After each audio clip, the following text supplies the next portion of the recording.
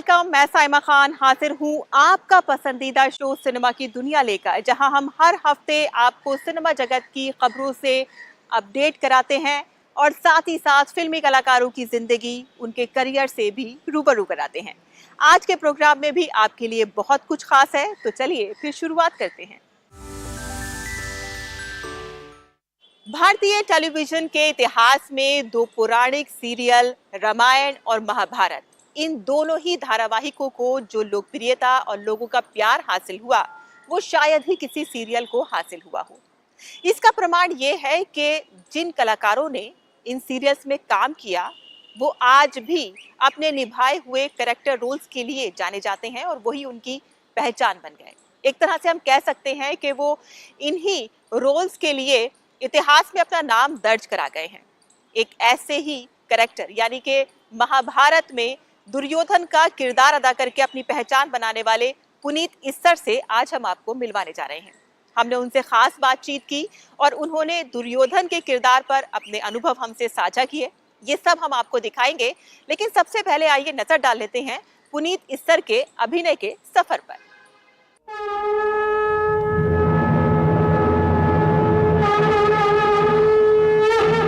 मामा श्री, मुझे नाव की आवश्यकता है। द्रौपदी आज से मेरी दासी है युधिष्ठिर।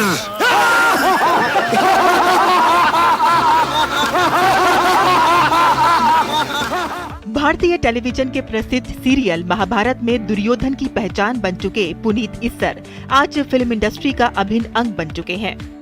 पुनीत इस्सर का जन्म 6 नवंबर 1959 को अमृतसर पंजाब में फिल्म निर्माता सुदेश इस्सर के घर हुआ।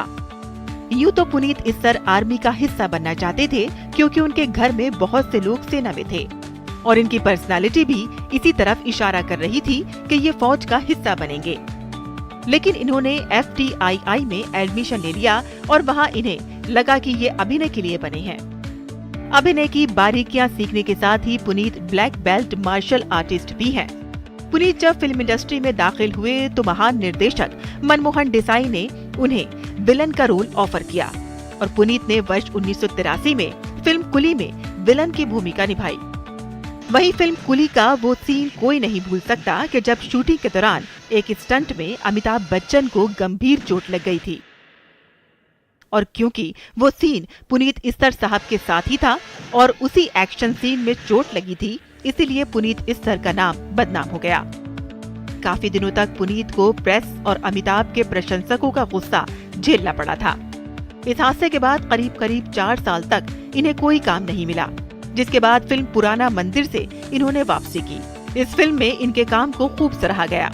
इनकी किस्मत तब पलटी कि जब BR चोपड़ा ने अपने पौराणिक धारावाहिक महाभारत में इन्हें दुर्योधन का किरदार निभाने को दिया। यही किरदार इनके लिए मील का पत्थर साबित हुआ, जिसने इन्हें अलग पहचान दिलाई। दुर्योधन के किरदार में घर घर में लोग इन्हें जानने लगे। मुझे इसकी मृत्यु चाहिए, आक्रमण! महाभारत में अपनी सफलता के बाद इन्होंने कई फिल्मों में अभिनय किया। इनमें चंद्रमुखी, प्रेम शक्ति, सनम बेवफा, राम जाने, बॉर्डर, रिफ्यूजी, क्रिश, बचना ए हसीनो, रेडी जैसी कई प्रसिद्ध फिल्में रही। मेरी यादा भी आज क्या कर गई, देखो मेरी यादा भी आज क्या कर गई। बेहतरीन फिल्मों में अभिनय करने के अलावा पुनीत ने कुछ बेहद ही शानदार फिल्मों का निर्देशन भी किया। उन्होंने अपने फिल्म निर्देशन की शुरुआत गर्व, प्राइड एंड ऑनर के साथ किया। फिल्म के साथ वे टेलीविजन उद्योग में अपनी भूमिकाओं के लिए भी जाने जाते हैं। महाभारत के अलावा इन्होंने परमवीर चक्र, भारत एक खोज, जुनून, नूरजहां में अभिनय किया। पुनीत इस्सर आज भी महाभारत के दुर्योधन किरदार को थिएटर के जरिए दर्शकों के जहन में ताज़ा किए हुए हैं। महाभारत द एपिक टेल नाम से उन्होंने इस प्ले को खुद लिखा और डायरेक्ट किया है, जिसे लोगों द्वारा खूब सराहा जा रहा है। आज हमारे इस खास शो में जो खास मेहमान मौजूद हैं, वो किसी तारुफ के मोहताज नहीं हैं। भारतीय टीवी सीरियल में सबसे लोकप्रिय और सबसे प्रसिद्ध महाभारत के किरदार दुर्योधन इस वक्त हमारे साथ हैं और आज हम उनसे खास बातचीत करने जा रहे हैं। सर, 1988 में महाभारत रिलीज हुआ था, तब से लेके 3 दशक गुजर चुके हैं, लेकिन दुर्योधन के किरदार को एक तरह से हम कह सकते हैं कि आपने अब तक जिंदा किए हुए हैं। तो हर कोई ये जानना चाहता है कि आखिर ऐसी क्या बात है, क्या ऐसा अट्रैक्शन है कि आप अब तक उस किरदार से जुड़े हुए हैं और उसको अब तक निभा रहे हैं।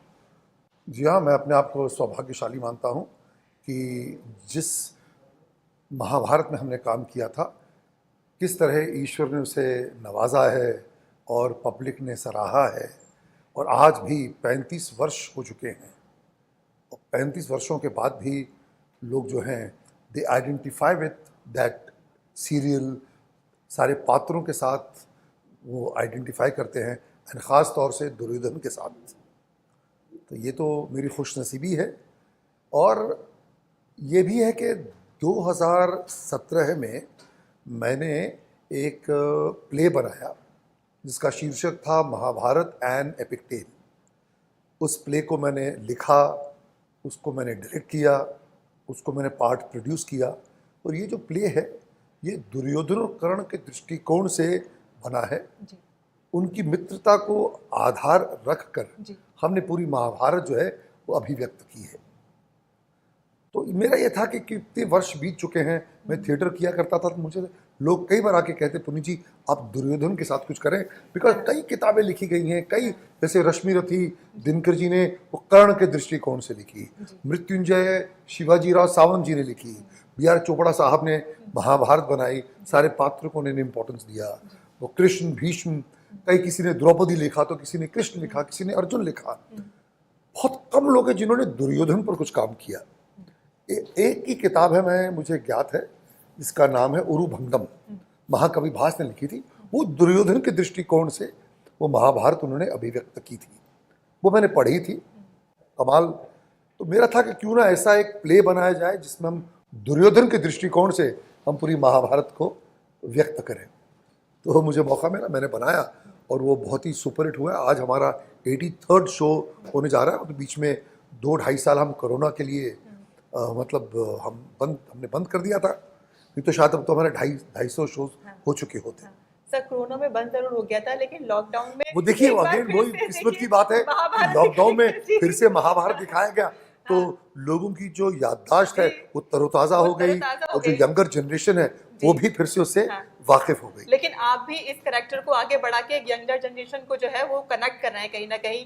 तो सर उसके लिए दुर्योधन के किरदार के लिए आपको बहुत ज्यादा मेहनत करनी पड़ती होगी, खासतौर पे दुर्योधन का जो किरदार है वो काफी स्ट्रॉन्ग है फिजिकली भी, तो उस तरह की किस तरह की तैयारियां आपको करती रहनी पड़ती हैं? देखिए क्या कि मैंने दुर्योधन के बारे में कहा ना, एक तो मैंने उस पात्र को मैंने 1988 में किया था, लेकिन उस पात्र को फिर हमने जिया है। जी बिल्कुल। बिकॉज क्या है कि जहाँ भी गए हमारी वास्तविकता, हमारी पहचान उस पात्र से बनी।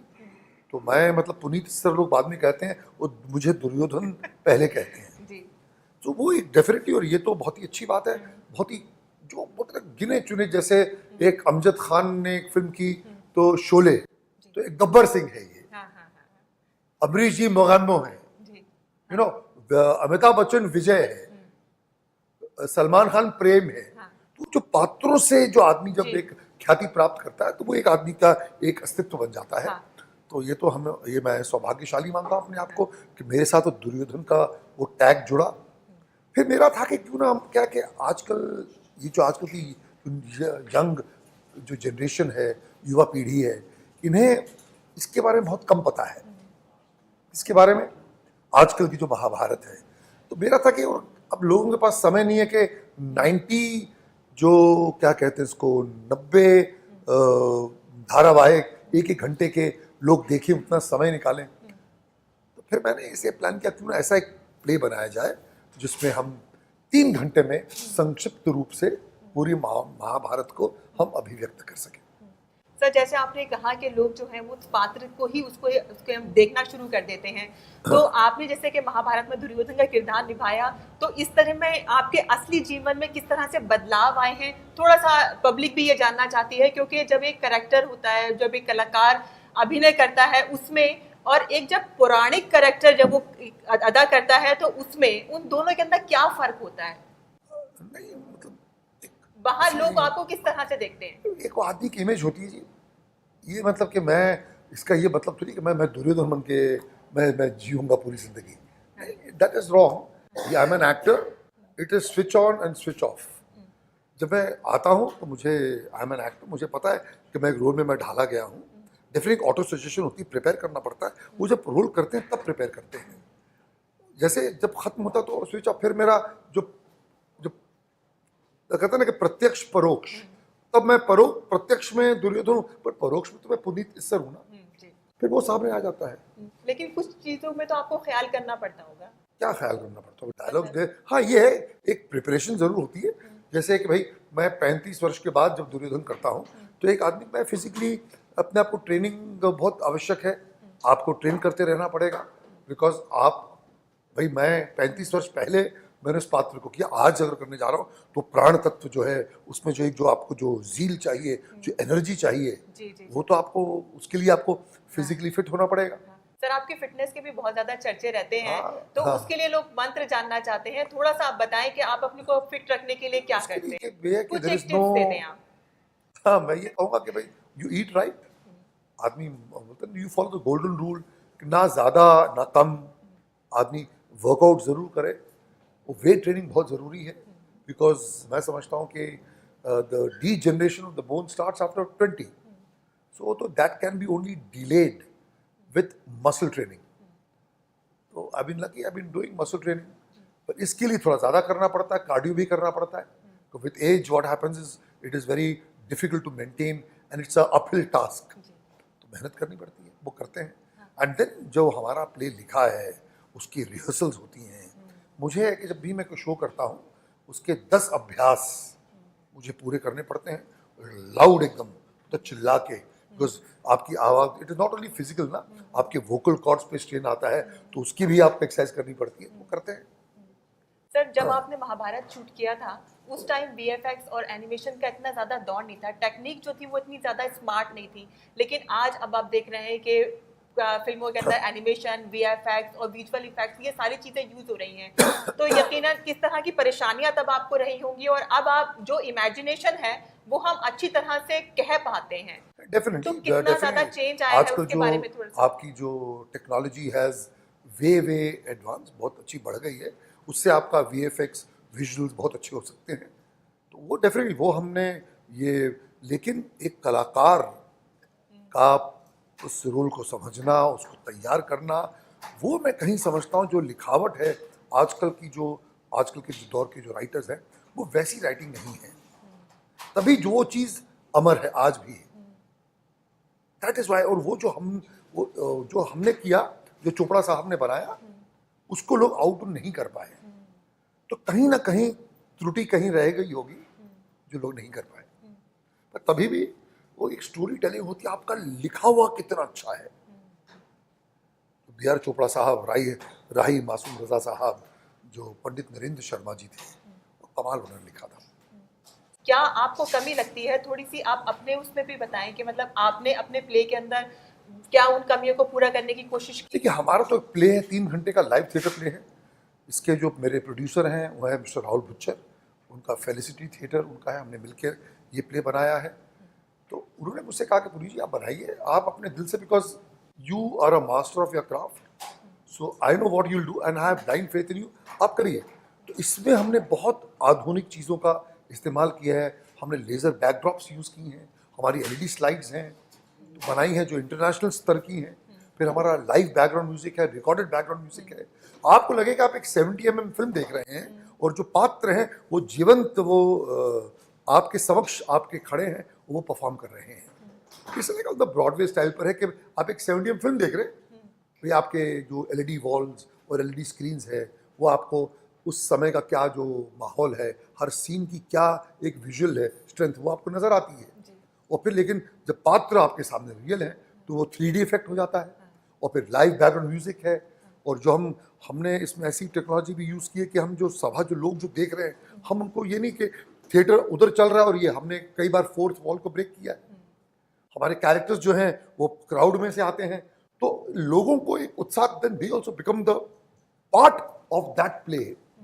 अब रंगभूमि है तो ऑडियंस भी रंगभूमि में बैठी हुई है। तो मेरे जो कलाकार हैं, कर्ण आया, भीम आया, दुर्योधन आया, वो रंगभूमि से गुजर के आते हैं जी। अब जब द्रौपदी का वस्त्रहरण होना है तो द्यूत क्रीड़ा चल रही है स्टेज पर। फिर एक समय जब दुर्योधन जीतता तो अपने भाई को आदेश देता, जाओ द्रौपदी को बालों से पकड़कर घसीट तो यहाँ लाओ। तो वो एंट्री है वो स्टेज पर नहीं, वो क्राउड में से है, तो औरतों का दिल दहलता है कि ये क्या क्रूर ऐसा एक रोमांचकारी दृश्य है। जी जी। तो इससे क्या होता है, लोगों का पार्टिसिपेशन बढ़ जाता है। फिर भगवान वासुदेव की जब एंट्री होती है, वो जब क्राउड में, तो लोग आत्मविभोर हो जाते हैं। इस तरह कुछ किया है, लोगों को पसंद आ रहा है। सर, दुर्योधन का किरदार आप निभाते आ रहे हैं, लेकिन खुद आप दुर्योधन को किस तरह से देखते हैं?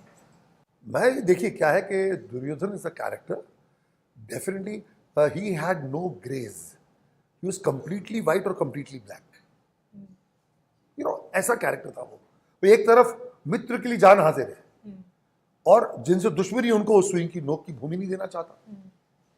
तो इट्स वो एक्सट्रीम कैरेक्टर है। बट महाभारत की जो खूबसूरती है कि all the characters are grey characters. Duryodhan भी वैसे ही है, उसमें 99.9% ब्लैक है, बट 0.1% वाइट भी है। सर, शायद इसी वजह से आपने दुर्योधन का किरदार चुना, क्योंकि चर्चे इस तरह से थे कि शायद आप कोई और कैरेक्टर आपको मिलने वाला था, लेकिन आपने कहा कि मैं दुर्योधन के किरदार को ही निभाना चाहता हूं। जी, मैंने पढ़ा था, I wanted to play Duryodhan's character. जी, उसको मैंने 35 वर्षों से जिया है और आगे भी जीता रहूंगा। हाँ। सर, एक रामायण में भी अब आप है ना रावण का रोल निभा रहे हैं, कहीं कहीं मैंने देखा है स्टेज प्ले में। तो क्या आपके अब आगे के और फ्यूचर प्लान्स क्या इन्हीं सब चीजों से जुड़े रहने के हैं? नहीं, मैं फिल्में कर रहा हूँ अभी। वंशज मेरा एक सोनी सब का शो आ रहा है जी, उसमें the patriarch of the family got a brilliant role in that. वो वंशज शुरू हो रहा है 12 जून से, मैं वो कर रहा हूँ, फिल्में कर रहा हूँ बहुत सारी। ये थिएटर का जो शौक ये शुरू हुआ है, मैंने अपना ये महाभारत दी एपिक टेल ये प्ले किया है, एक हमने जय श्री राम बनाया है। हाँ, उसी में सर, उसी में आप उसमें मैं रावण का पात्र करता हूँ। सो वो एक भगवान राम के दृष्टिकोण से हमने पूरी रामायण अभिव्यक्त करने की कोशिश की। मैं मेरा ये है कि भाई हमारे जो दो ग्रेट एपिक्स हैं उनको आजकल की टेक्नोलॉजी इस्तेमाल करते हुए एक 3 घंटे में करें, ताकि आजकल की जनरेशन उन्हें देखे, उन्हें समझे और सीखे। तो ये थे हमारे साथ प्रसिद्ध कलाकार पुनीत इस्सर जी, जो अपने अनुभव हमसे साझा कर रहे थे। और बहुत बहुत शुक्रिया पुनीत जी, दूरदर्शन की टीम से बात करने के लिए, अपना कीमती वक्त हमको देने के लिए। बहुत बहुत शुक्रिया। नमस्कार। अब हम एक ऐसे गायक और संगीतकार का जिक्र करने जा रहे हैं जिनकी मीठी आवाज ने 50 और 60 के दशक में लोगों को झूमने पर मजबूर कर दिया। हम बात कर रहे हैं हेमंत मुखोपाध्याय, जिन्हें हम हेमंत कुमार और हेमंत दा के नाम से भी जानते हैं। उनकी आवाज के बारे में कहा जाता था कि मानो कोई पुजारी मंदिर में भजन गा रहा हो। इस तरह का सुकून उनकी आवाज और उनके संगीत को सुनकर मिलता था। एक ऐसे दौर में कि जब संगीतकार पश्चिमी संगीत से प्रभावित होकर मॉडर्न धुनें रच रहे थे, एक ऐसे दौर में, एक ऐसे वक्त में हेमंत कुमार ने इस तरह का संगीत निर्देशन दिया जो कानों में रस घोलता था। इसी वजह से उनके संगीत और उनकी आवाज को बहुत ज्यादा सराहना मिली। हेमंत कुमार रविंद्रनाथ टैगोर से बहुत ज्यादा प्रेरित थे। इस वजह से उन्होंने रविंद्र संगीत को फिल्म उद्योग में एक अलग पहचान दिलाई। हेमंत कुमार एक गायक, एक संगीतकार और फिल्म निर्देशक के तौर पर फिल्म इंडस्ट्री में स्थापित हुए। उन्होंने कई कामयाब फिल्मों का निर्देशन किया। तो आइए बात करते हैं हेमंत कुमार की। न तुम हमें जानो न हम तुम्हें जाने, मगर लगता है कुछ ऐसा मेरा हमदम मिल गया।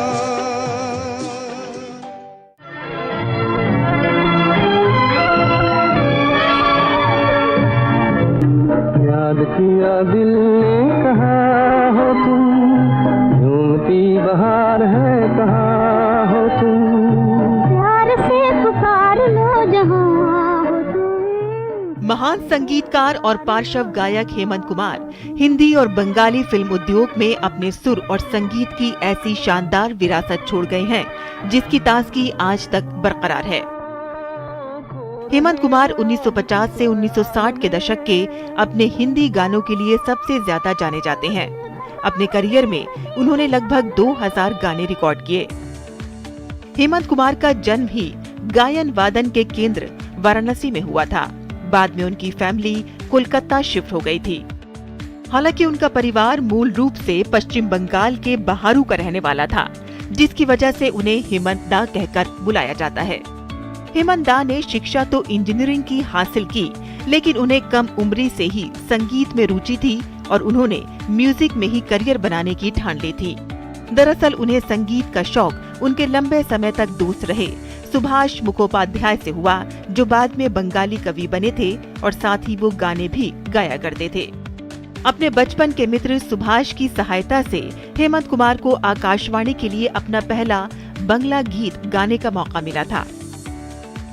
लेकिन कामयाब संगीतकार और गायक बनने का सफर अभी मुश्किल था। इसके बाद हेमंत कुमार ने कई रिकॉर्ड कंपनियों में ऑडिशन दिया और उन्हें ये कहकर ठुकरा दिया गया था कि उनकी आवाज गायन के लिए उपयुक्त नहीं है। इस सदमे और निराशा को मिटाने के लिए उन्होंने बांग्ला भाषा की मशहूर पत्रिका देश में कहानियां लिखना शुरू कर दिया। वो गुरुदेव रविंद्रनाथ टैगोर से प्रेरक थे और उनकी ढेरों कविताओं को दिल से लगाए घूमा करते थे।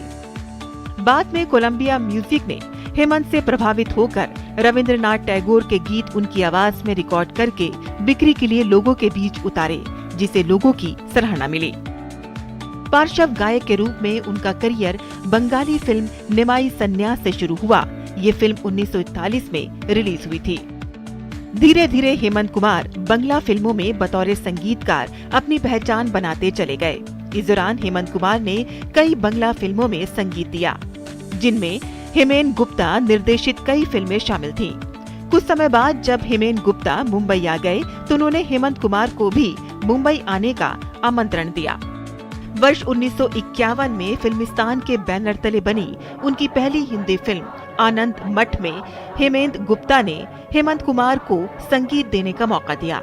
इस फिल्म का संगीत कामयाब रहा। आनंद मठ फिल्म की सफलता के बाद हेमंत दा बतौर संगीतकार बॉलीवुड फिल्म इंडस्ट्री में स्थापित हो गए थे। इस फिल्म का लता मंगेशकर की आवाज में रिकॉर्ड वंदे मातरम आज भी श्रोताओं में भाव ला देता है।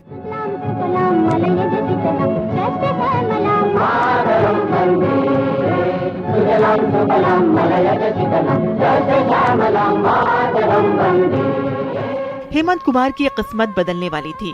फिल्म उद्योग में उनकी मेहनत को देखते हुए एस.डी. बर्मन ने उन्हें अपनी फिल्म जाल के लिए ब्रेक दिया। इस फिल्म का गीत ये रात ये चांदनी फिर कहा बड़ा हिट हुआ और हेमंत दा ने प्रमुख पार्श्व गायक के रूप में यहाँ अपनी स्थिति मजबूत की। ये रात ये चांदनी फिर कहाँ, सुन जा दिल की दास्तां। ये रात ये चांदनी फिर कहाँ। हेमंत दा ने म्यूजिक डायरेक्टर के तौर पर भी काम किया। उन्होंने कई फिल्मों के लिए संगीत तैयार किया, लेकिन वर्ष 1954 में हेमंत कुमार के संगीत से सजी फिल्म नागिन ने उन्हें संगीत निर्देशक के रूप में राष्ट्रीय स्तर पर पहचान दिलाई। इसका एक गीत मन डोले मेरा तन डोले एक प्रतीक बन गया, जो भारतीय मन में सपेरों के साथ आज भी स्थायी रूप से जुड़ा हुआ है। मन डोले मेरा तन डोले मेरे दिल का गया करार रे।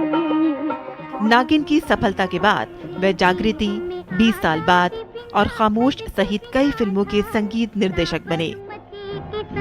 तूने कर दिया कमाल, दे दी हमें आजादी बिना खड्ग बिना ढाल, साबरमती के संत तूने कर दिया कमाल। संगीत निर्देशक और गायक के साथ ही उन्होंने कई फिल्मों का निर्देशन भी किया। गुरुदेव रविंद्रनाथ टैगोर के संगीत से लगाव के परिणाम में ही उन्होंने गीतांजलि प्रोडक्शन नाम से फिल्म कंपनी की स्थापना की, जिसका पहला निर्माण नील अक्षर नीचे था। इस फिल्म ने राष्ट्रपति स्वर्ण पदक हासिल किया। इस प्रोडक्शन तले 20 साल बाद और खामोशी जैसी फिल्में रिलीज हुई। फिल्म खामोशी हर मानक पर अपने समय से बहुत आगे की फिल्म थी। संगीत से लेकर अपने कंटेंट, रूपक से लेकर किरदार के डिजाइन तक हर बात में अपने जमाने का बहुत मॉडर्न सिनेमा था। एहसास है ये रूह से महसूस करो, प्यार को प्यार ही रहने दो, कोई नाम न दो। उनके मित्र और संगीतकार सलील चौधरी का हेमंत कुमार के लिए कहना था कि ईश्वर यदि गाता होता तो उसकी आवाज हेमंत जैसी होती। और कंठ कोकिला लता मंगेशकर द्वारा कहा जाना कि उनको सुनते हुए ये लगता है कि जैसे कोई साधु मंदिर में बैठकर भजन गा रहा हो। है अपना दिल तो आवारा, न जाने किस पे आएगा। है अपना दिल तो आवारा, न जाने किस पे। हेमंत दा रहस्यमयी और रोमांचक फिल्में बनाने पर ज्यादा विश्वास रखते थे और कमाल की बात ये है कि उनकी फिल्मों का संगीत कहानी पर भारी पड़ता था। हेमंत कुमार ने लता जी, गीता दत्त व आशा भोसले तीनों गायिकाओं से गीत गवाए। विशेष बात ये रही कि तीनों द्वारा गाए गीत अलग अलग टोन के हैं। धीरे धीरे मचल ऐ दिले बेकरार, कोई आता है। मैं सो दिया में समाई गयो रे, कि मैं तन मन की सुध बुध गवा बैठी। हर आहट पे समझ आए गया रे, हर आहट पे समझ आए गया रे। झट घूंघट में मुखड़ा छुपा बैठी। वर्ष 1989 में हेमंत कुमार बांग्लादेश की राजधानी ढाका में माइकल मधुसूदन अवार्ड लेने गए हुए थे, जहां उन्होंने एक संगीत समारोह में प्रस्तुति दी। इसके बाद वो भारत लौटे, लेकिन उन्हें हार्ट अटैक आ गया और 26 सितंबर 1989 को महान संगीतकार हेमंत कुमार ने इस दुनिया को अलविदा कह दिया। लेकिन आज भी उनके गीत फिजा में गूंजते रहते हैं। जाने वो ऐसे लोग थे जिनके प्यार को प्यार मिला। हमने तो जब कलियां मांगी, कांटों का हार मिला।